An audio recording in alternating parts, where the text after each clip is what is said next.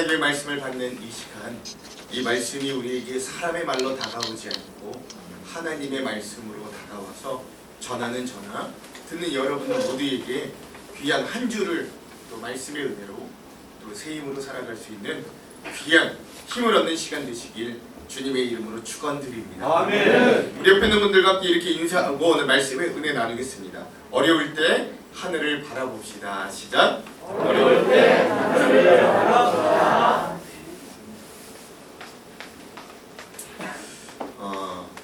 저희가요, 우리가 함께 믿음 생활을 하면서 가지고 있는 어떤 불만 중에 하나는, 오늘 우리가 예수를 믿는데도 열심히 신앙생활하는 것 같은데도 불구하고 항상 우리들에게 문제가 남아있다라고 하는 사실입니다.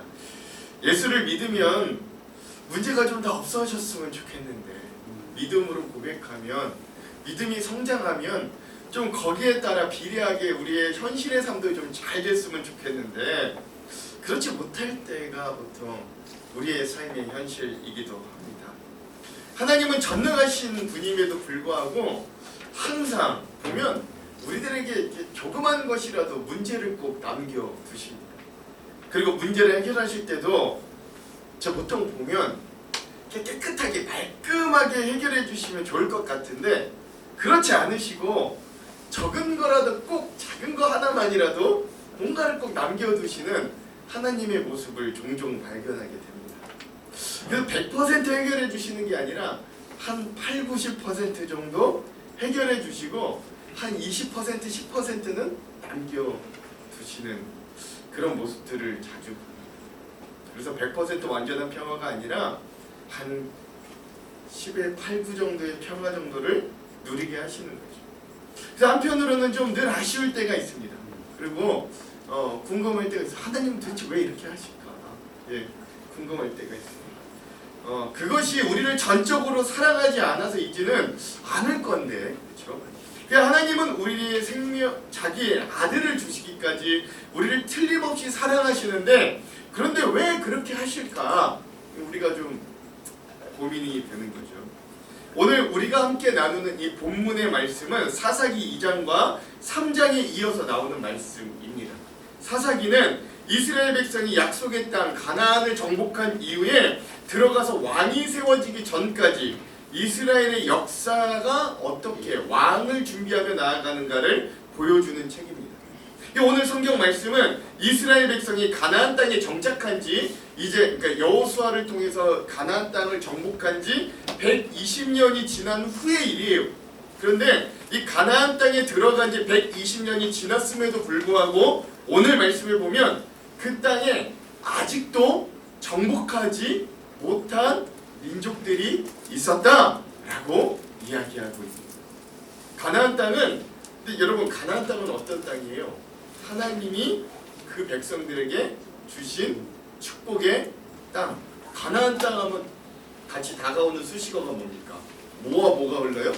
젖과 꿀이 흐르는 땅이에요. 그런데도 불구하고 그 땅을 하나님이 이 백성들에게, 자기의 백성들에게 주셨을 때는 남김없이 깨끗하게 이방 민족들을 다 없애고 주셔야 되는데, 오늘 말씀에 보면 아직 정복되지 못한 민족들이 있고, 심지어 오늘 말씀엔 그 민족들 하나님이 일부러 쫓아내지 못하게 남겨두셨다라고 이야기하고 있습니다.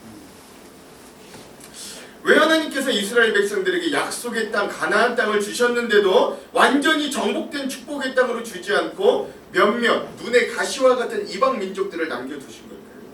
근데 이것을 오늘날 우리에게로 적용해 보자면 우리에게도 이런 물음으로 다가오는 거예요. 왜 하나님께서 우리 믿는 자들에게 복을 내리시는데 문제없는 완전한 복을 주지 않으시고 항상 몇몇의 문제를 남겨놓으시는가? 왜 완전한 만족으로 주지 않으시는가? 라는 질문을 오늘 우리가 이 말씀을 통해 등치되어 볼 수 있다라는 거예요.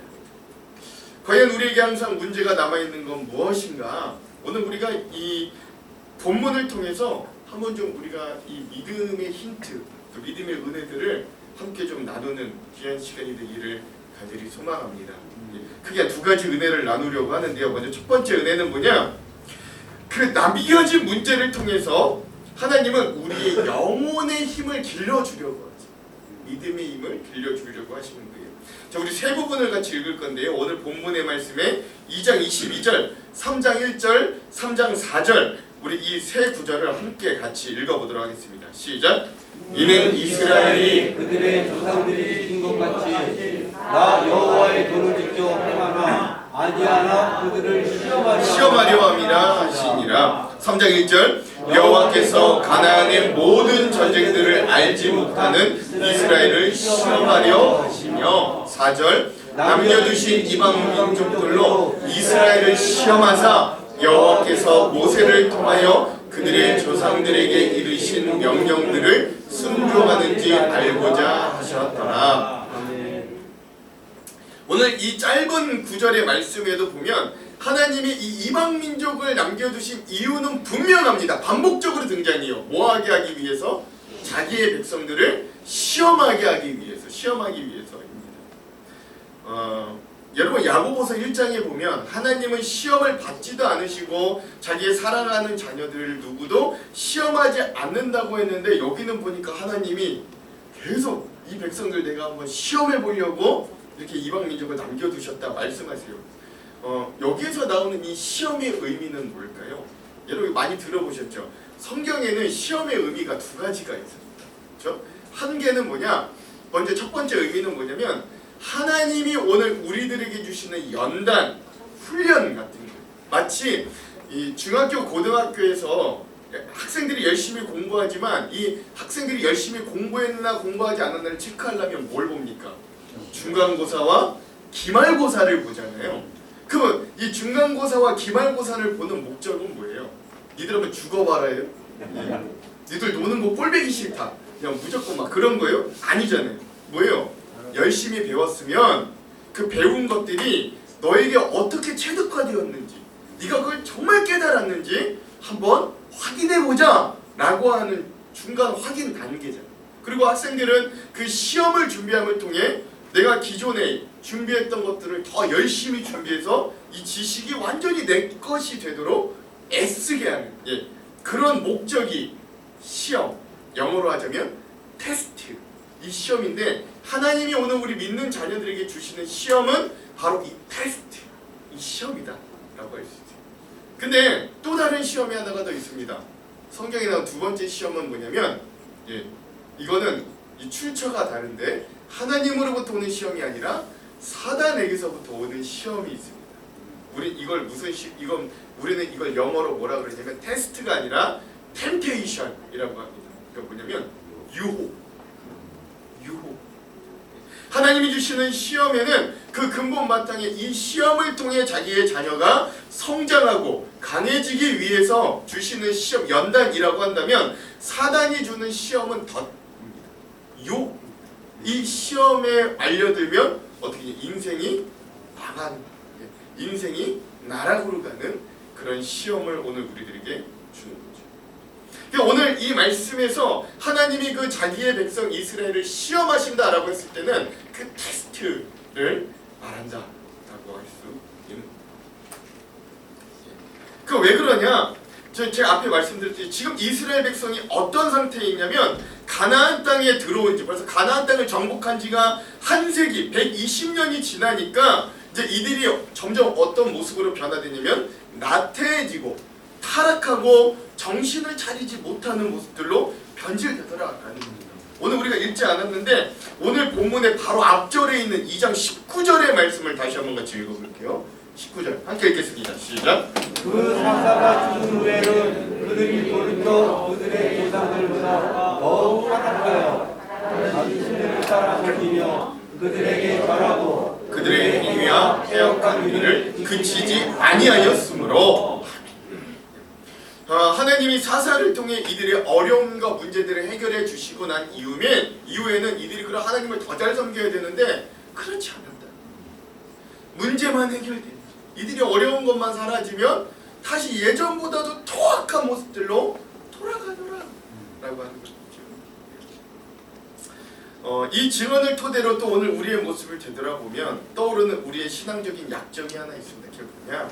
그건 바로 우리가 살만하면 빛나가는 우리의 모습이라고 할 수 있어요. 문제 없고 태평하면 여지없이 타락하는 우리의 모습을 또 발견할 수 있습니다. 아쉬운 게 없으면 하나님을 떠나고 불순종하게 돼요. 오만해지고요, 안아 보이게 돼요. 어떤 집단이든 어떤 개인이든 되게 이 범주를 벗어날 수 없어요. 목사인 저도 평안하고 좋으면 하나님 잘 안 찾아요. 이 사실을 일단 우리가 좀 인정할 수 있어요.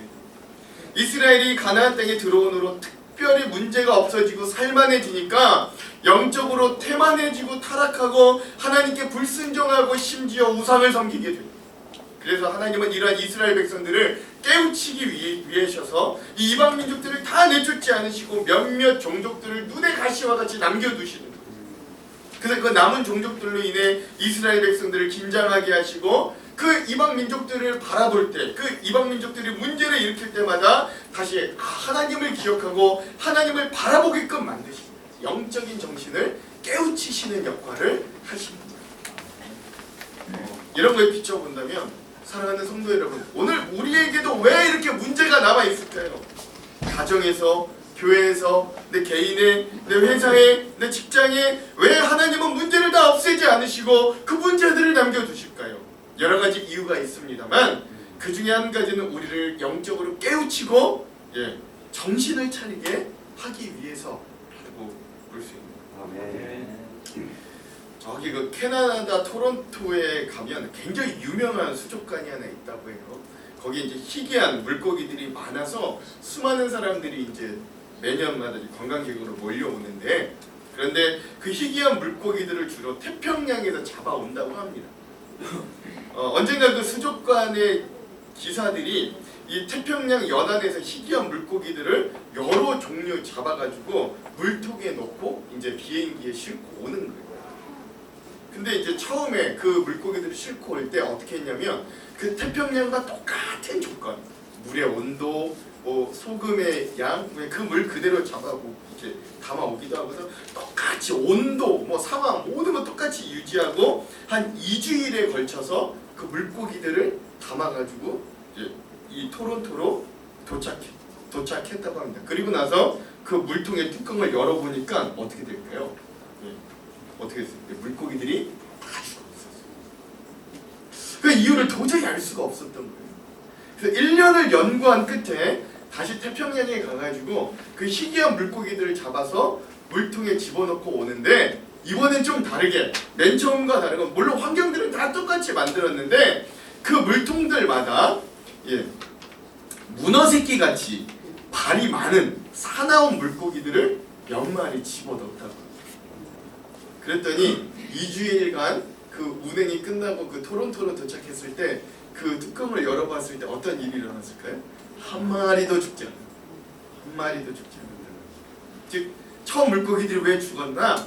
원래 그 물고기가 살던 바다는 물결이 거세고 험악한 바다였는데, 근데 2주 동안 너무 평안하다 보니까 이 물고기들이 운동 부족으로 죽었대요.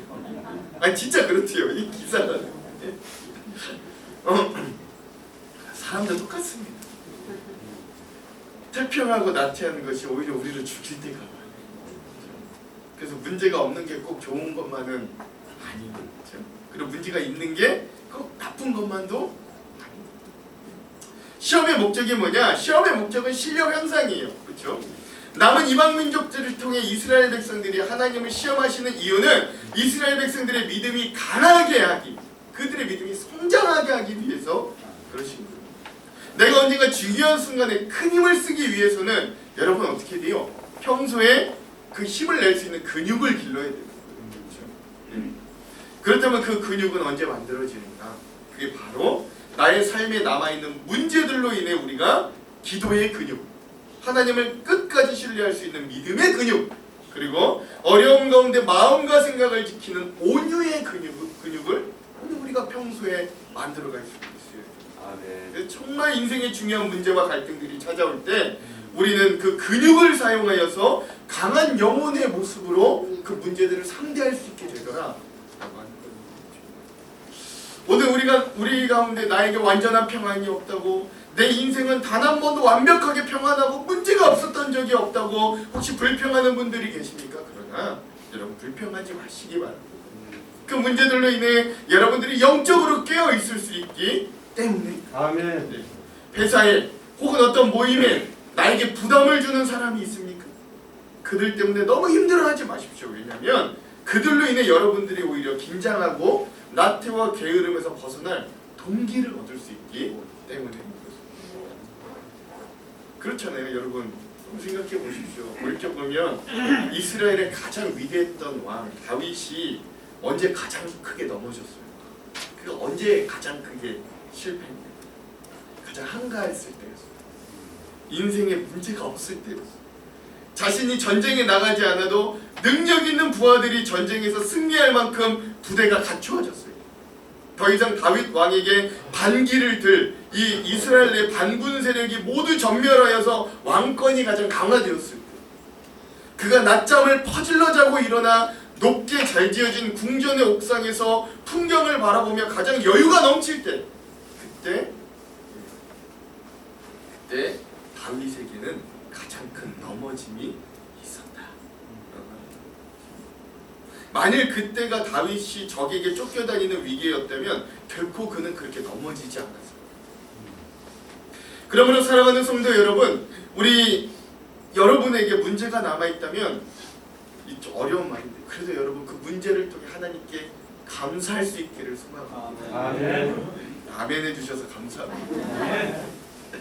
우리들을 영적으로 깨우고 우리가 망가지지 않기 위해, 크게 넘어지지 않게 하기 위한 그게 하나님의 배려일 수 있다는 거예요. 아멘. 아멘.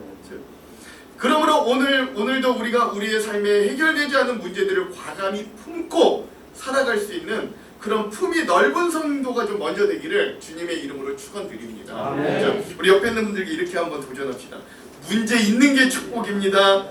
문제 없는 게 문제입니다. 시작. 문제 있는 게 축복입니다. 문제 없는 게 문제입니다. 자, 그러면 그 문제들을 통해 우리의 인생의 중요한 순간에 우리들이 내놓을 수 있는 영적인 힘은 과연 무엇인가? 그건 어떠한 환경과 상황에서도 하나님을 온전히 바라볼 수 있는 믿음의 힘입니다. 우리가 키워야 되는 근육은 뭐냐? 우리의 인생에 어떤 위기가 닥쳐올 때를 대비해서 우리가 인생의 소소한 문제들 가운데서 뭘 연습하는가? 그 문제들 가운데 그 문제에만 집중하는 게 아니라 그 문제를 통해 하나님을 바라볼 수 있는 믿음의 힘을 길러낼 수 있어요. 아멘. 그래야 그 평소에 그렇게 연습해야 정신이 없는 그 위기 가운데서 본능적으로 하나님을 바라보게 돼요. 연습이 쌓여야. 그렇죠? 가나안 땅에 들어간 이스라엘 백성들에게 지금 가장 필요한 것이 무엇이냐? 말할 필요 없어요. 하나님을 향한 굳건한 믿음입니다. 아멘. 이스라엘 백성이 가나안 땅에 정착한 지 무려 120년이 지났어요. 세 세대가 지난 거죠. 이를테면 그 놀라운 출애굽의 기적, 40년간의 광야 생활에서 하나님이 베풀어 주셨던 놀라운 은혜와 경험들이 이제 120년이 지나고 나니까 다 잊혀져 버렸어요. 그러다 보니까 그 당시 하나님의 기가 막힌 역사와 은혜의 경험들이 이제는 기억 속에 점차 잊혀지고 있었던 거예요. 그리고 그 후에 가나안 땅에 태어난 새로운 세대들은 전혀 하나님의 은혜와 기적을 잘 알지 못하는 그런 세대들이 태어나요. 그러니까 당시 이스라엘 백성들의 가장 큰 위기는 다름 아니라 신앙의 위기였다. 하나님이 이걸 누구보다 잘 알고 계셨어요. 그래서 하나님께서는 몇몇 이방 족속들을 가나안 땅에 남겨두시고, 그래서 그 남은 몇몇 족속들이 가나안 땅에 있으면서 계속적으로 이스라엘을 괴롭히게 하십니다. 그러면 그럴 때마다 이스라엘 백성은 하나님께 부르짖고 하나님께 적극적으로 나아가고 하나님을 굳게 의지합니다. 그리고 그때마다 이 백성들의 믿음이 강해지기 시작해요. 삶의 고난으로 힘들어하던 한 여인과 그녀의 어머니와의 대화를 한 적이 있었다. 딸이 어머니에게 내가 지금 인생이 얼마나 고달픈지, 그리고 지금 자신은 모든 것을 좀 포기하고 싶을 정도로 너무 힘들다 엄마한테 이렇게 상담하는 거예요. 그러니까 엄마가 그 딸을 주방으로 데리고 갑니다. 그리고 3개의 냄비에 물을 각각 채워요. 그리고 그 3개의 냄비에 한 냄비에는 당근을, 또 한 냄비에는 계란을, 그리고 또 한 냄비에는 커피를 넣고 각각 말없이 그냥 불을 켜고 물을 끓이는 거예요. 시간이 흘러가니까 어머니는 물에 끓인 당근, 계란, 커피를 그릇에 담아 딸에게 주면서 물어봅니다. 얘야 뭐가 보이니? 딸이 말합니다. 엄마 당근하고 계란하고 커피가 보이지. 엄마가 다시 물어요. 근데 지금 이거 어떻게 됐니? 딸이 대답합니다. 당근은 물렁해졌고요.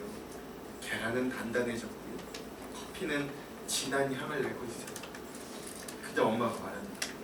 당근, 계란, 커피가 뜨거운 물이라고 하는 똑같은 고난을 만났을 때 하나는 무르게 되고 또 하나는 단단하게 되고 또 하나는 짙은 향기를 품고 있지 않니? 그럼 너는 어떤 모습을 하고 있니? 물어보고 있습니다. 사랑하는 성도 여러분, 오늘 우리는 이 고난 앞에서 어떤 모습을 하고 있습니까? 흐물흐물해져 계십니까? 오히려 악을 쓰고 단단해지십니까? 아니면 하나님을 바라봄으로 믿음의 향기를 품고 계십니까?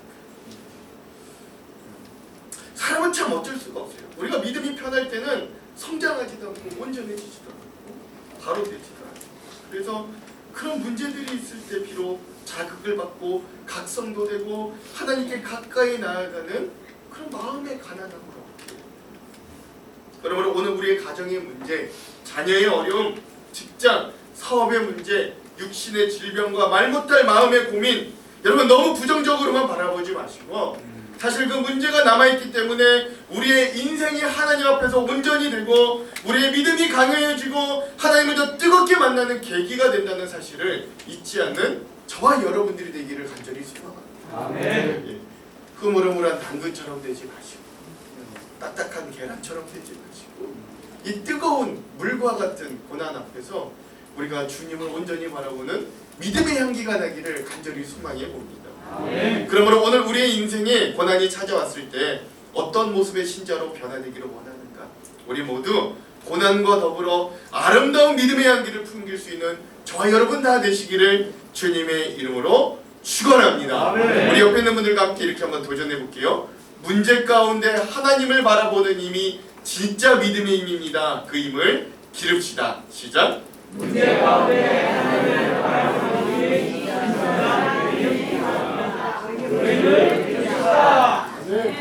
자, 두 번째, 우리가 하나님이 오늘 우리의 삶에 이 문제를 남겨두시는 이유는 우리 인생 중에 승리의 길이 하나님께만 있음을 절실히 깨닫도록 하기 위함입니다.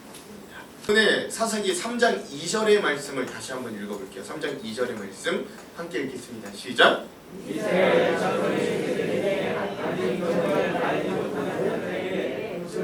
가르쳐 알게 하사 이방 민족들은 아멘. 그래요. 자, 여기서 중요한 건 뭐냐면 하나님이 이 이방 민족들을 남겨주신 이유가 뭘 알게 하기 위해서래요? 네, 전쟁을 알게 하려고 하셨다라고 합니다. 근데 이게 이렇게 딱 읽었을 때 이게 뭔 말인가 잘 이렇게 안 와 닿으시죠? 그래서 목사가 있는 거죠. 이게 무슨 말인가?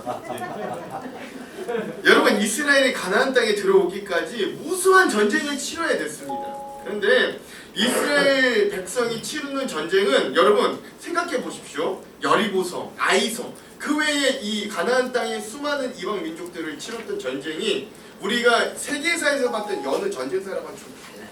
그렇죠? 그 전쟁의 양상이 좀 달라요. 하나님이 그 전쟁을 알게 하시는 그 이스라엘 백성들이 싸우는 치르는 전쟁은 그냥 일반 전쟁이 아니라 하나님이 함께 하시는 하나님의 거룩한 전쟁이다 라고 합니다. 이걸 신학적으로는 성전이다, 거룩한 전쟁, 성전이다 라고 이야기합니다. 그러면 이 전쟁이, 이 성전은 일반적인 우리 인간사에 나타나는 전쟁과 뭐가 다르냐? 이 전쟁은요, 승패가 군사력이 세냐 적냐에 있지 않아요. 하나님이 함께 하시는 전쟁의 승패는 인간의 어떤 군사력, 인간의 무기, 인간의 지략에 달려있지 않습니다. 그 전쟁에 하나님이 함께 계시는가, 하나님이 함께하지 않으시는가에 따라서 전쟁의 승패가 확연하게 갈라집니다. 뭐 보면 알 수 있냐면 여러분, 엄청나게 큰 여리고성을 이스라엘 백성들이 무기 하나 없이 7바퀴 돌고 함성 질렀을 때 그 성이 무너지고 그 성을 정복하게 되죠. 그렇죠? 누가 함께 하심으로? 하나님이 함께 하심. 근데 이들이 그렇게 여리고성을 전쟁을 치르고 난 이후에 교만해져. 아, 우리가 여리고성을 이겼어. 교만해졌습니다. 그 다음 성은 아이성인데 여리고성에 비하면 아주 작아요. 자기네들 보기에도 우리는 저 정도는 우리 힘으로도 이길 수 있을 것 같아요. 그래서 하나님 없이 자만함으로 전쟁에 나갔더니 어떻게 돼요? 적은 아이성에서는 대피를. 이게 성전, 하나님이 함께 하시는 전쟁의 특징. 즉 하나님이 이 전쟁을 백성들에게 알려주고 싶었던 거예요. 하나님이 우리와 함께 하시면 승률 몇 프로? 100%. 근데 하나님이 우리와 함께 하시지 않으면 아무리 준비를 많이 해도 제갈량이 우리에게 몇백 명이 있어도 우리는 100% 패배합니다. 이 전쟁을 하나님은 이 백성들에게 알려주고 싶으셨던. 그래서 이 이스라엘 백성들이 이 전쟁들을 통해 수많은 것들을 배우게 됩니다. 하나님의 뜻과 섭리를 깨달아 하나님의 능력과 권세를 체험하며 하나님의 살아계심과 도우심을 깨닫습니다. 우리가 범죄하고 우상을 섬기며 망한다는 사실을 알게도 하시고 우리가 하나님의 뜻을 따르고 하나님께 절대 순종하면 우리가 아무리 열세여도 우리가 아무리 부족해도 하나님은 오늘 우리를 승리하게 하신다라는 것들을 이 전쟁을 통해 깨닫게 하십니다. 특별히 무엇보다 하나님은 하나님의 은혜와 사랑을 이 전쟁들을 통해 절절하게 체험하게 하십니다. 오늘 우리도 마찬가지입니다. 이 전쟁 같은 삶 한가운데서 우리는 하나님의 진한 은혜를 경험하게 됩니다. 크나큰 세상의 문제 앞에서 그 문제와의 씨름을 통해 인생의 승리의 비결과 사는 길을 하나님이 나와 함께 하실 때 가능하구나 알게 하십니다. 이 문제들을 통해 그리고 하나님을 알고 하나님의 은혜와 사랑과 역사를 절절히 경험하도록 이끄시는 그 주님의 손길을 느끼고 감격할 수 있습니다. 그래서 어찌 보면 문제가 있어야 은혜가 있어요. 문제가 있어야 하나님의 기적과 같은 역사가 있어요. 문제가 있어야 하나님을 절절히 알게 돼요. 그러면 사랑하는 성도 여러분, 우리가 믿음 생활에서 가장 큰 위기가 뭔지 아십니까? 질병, 경제적인 위기, 문제가 발생하여 뭔가 무너질 것 같은 이 흔들림, 이게 우리에게 진짜 위기가 아니에요. 우리 믿음의 사람들에게 진짜 위기는 하나님의 살아계심과 그분의 은혜와 사랑과 능력을 잃어버리는 순간이 우리에게는 가장 큰 위기. 아멘. 이 믿음 생활의 가장 큰 위기. 그러니 여러분들 오늘 우리가 이 인생의 문제들 앞에 내가 위기다라고 여기지 마시고 그 문제 앞에 하나님을 기억할 수 있기를 간절히 소망합니다. 아멘. 하나님 계속 이 전쟁을 알게 하셨다고 하니까 죄악의 성 애굽에서의 탈출로부터 시작해서 홍해 바다를 건너고 40년간의 광야 생활을 통해 하나님이 베풀어 주셨던 그 은혜와 기적들이 얼마나 많았는가. 불기둥과 구름기둥, 만나와 메추라기, 여리고성에서의 승리의 경험, 요단강의 갈라짐 등 그 이스라엘 민족들이 하나님을 경험했던 수없는 일들을 다시 한번 기억해 볼 수 있어요. 오늘 우리에게도 문제가 남아 있습니다. 오늘 우리 믿는 자들에게도 문제가 많이 있어요. 우리가 다니는 직장, 우리가 하는 사업체 문제가 있습니다. 우리의 가정 여전히 해결되지 않은 문제들이 있습니다. 우리의 관계들 가운데 여전히 삐걱대고 갈등하는 관계들이 있습니다. 경제적인 어려움들이 여전히 또 기도 하나 여태껏 응답되지 않은 오랜 기간 기도의 제목들이 있습니다. 그러나 여러분 그 문제를 통해 하나님은 우리가 뭘 알길 원하냐? 하나님이 함께 계실 때 비로소 그것들이 온전하게 승리하고 온전하게 해결될 수 있다는 걸 우리에게 알려주고 아멘. 여러분 에덴 동산이 에덴 동산 될 수 있었던 이유는 바로 그 동산 한가운데 유일하게 허락되지 않았던 선악과가 있었기 때문에 동산 한가운데가 중요해요. 그래서 모든 인간적인 만족이 주어졌던 그 상황 가운데서도 아담과 하와는 에덴 동산 그 어느 곳에 있든지 자신들에게 유일하게 해결되지 않은 주어지지도 않은 그 선악과를 보면서 그때야 비로소 하나님을 기억하게 됩니다. 완벽하게 만족이 완벽하게 행복한 그 상황 가운데서도 어디를 돌아봐도 항상 이 동산 중앙에 있기 때문에 안 볼 수 없어. 볼 때마다 기억합니다. 아, 그래. 저건 나한테 허락이 안 되지. 저건 못 먹지. 아, 하나님이 나 못 먹게 하셨지. 이렇게 하나님을 기억하게 하는 거예요.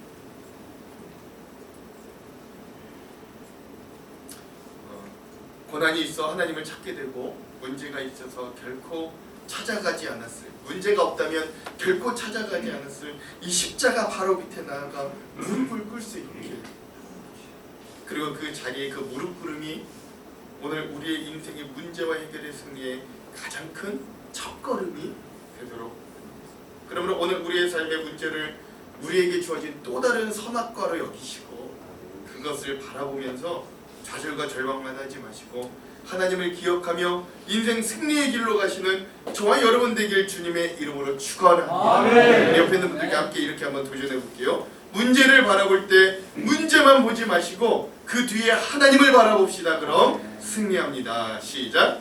문제를 바라볼 때 문제만 보지 마시고 그럼 승리합니다. 말씀을 마무리합니다. 사실 오늘 우리가 많은 문제를 가지고 품고 살아가는 것 같지만 여러분, 그래도 또 제가 여러분들에게 아주 비밀 하나, 귀한 천개누설 하나 알려드릴게요. 여러분, 믿는 자들에게는 문제가 없대요. 아멘. 그럼 또 이렇게 생각하시죠. 목사님 뻥도 잘 치시고. 그럼 지금 내가 당장 당하고 있는 이 수많은 문제들은 뭡니까? 나를 힘들게 하는 문제들은 뭡니까? 저에게 그렇게 물어보신다면 저는 이렇게 대답할 겁니다. 그것들은 모두 응답될 기도 제목입니다. 아멘. 그러므로 문제가 많으면 많을수록 우리에게 주실 하나님의 응답도 많을 거예요. 문제가 심각하면 심각할수록 오늘 우리들에게 보여주실 하나님의 은혜도 깊은 거예요. 아멘. 오늘 우리가 이런 마음을 가지고 하나님을 기대할 수 있는 귀한 삶을 살아가기를 간절히 소망합니다. 아멘. 그리고 오늘도 하나님만 의지하고 다가오는 이번 한 주도 하나님만 의지하고 바라보기를 소원하는 그 하나님의 뜻을 알아 믿음으로 기쁜 곳에 그물을 던져서 귀한 만선의 은혜를 누리는 저와 여러분들이 되기를 주님의 이름으로 축원합니다. 아멘. 축원합니다.